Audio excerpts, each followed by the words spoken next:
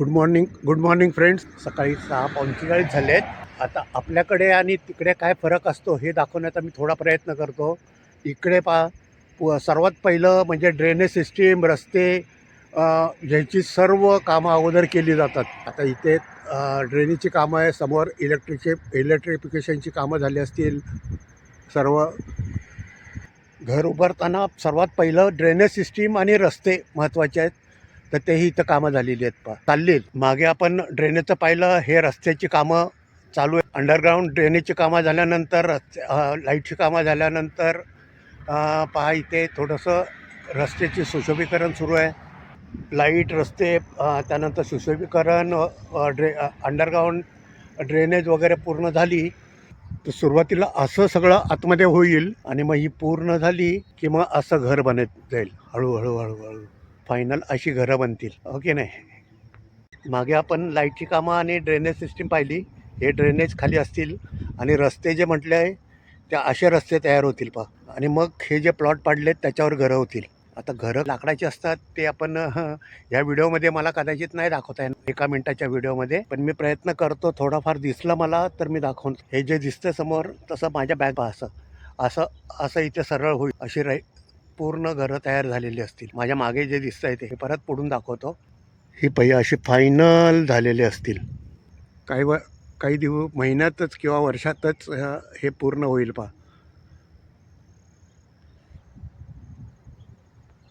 तर प्लॉट पाडले, रस्ते झाले, हे बेसमेंट झालं, त्यानंतर लाईट ड्रेनेज वगैरे तर झालंच. त्यानंतर अशी घरं सुरू झाली बांधायला, लाकडी घरं. आणि समोर जे झाली आहेत ती रेडी घरं, म्हणजे तयार झालेली घरं आहेत सर्व.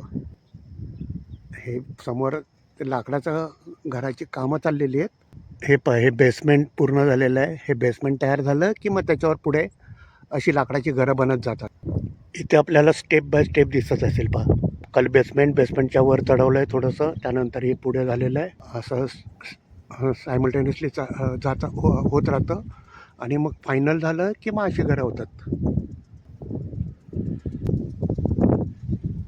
म्हणजे अगोदर लाईट, पाणी सर्व रेडी झाल्यानंतर मग जी मागं झालेली घरं तयार, रस्ते असे झाल्यानंतर काम सुरू होतं.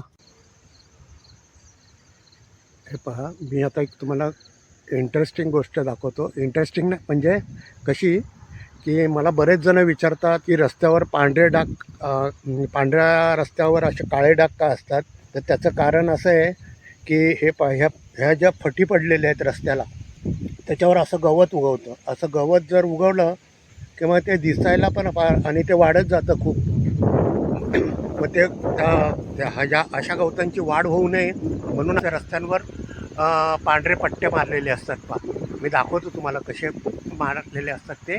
मी आत्ता मस्तपैकी एका हिरवळीतनं म्हणजे हिरव्यागार रस्त्यावरनं चालत चाललो आहे. असं मागून आलेलो आहे मी बरंचसं.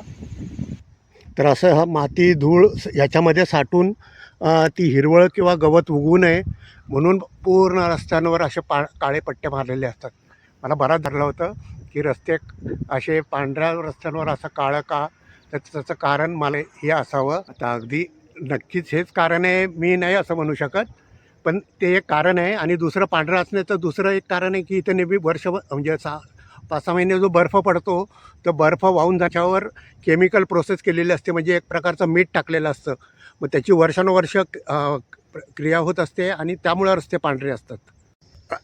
आता एवढं दाखवल्यानंतर चॅनल सबस्क्राईब केला नसेल तर पहिला चॅनल सबस्क्राईब करा. लाईक केला नसेल तर लाईक करा आणि असे माझे पुढचे व्हिडिओ पाहत राहा. चॅनल लाईक करा, चॅनल शेअर करा, चॅनल सबस्क्राईब करा. Thank you. God bless all of you. पुनश्च एकदा चॅनल लाईक करा, चॅनल शेअर करा, चॅनल सबस्क्राईब करा. Thank you. God bless all of you. माझ्या चॅनलचं नाव आहे शरद शिंदे.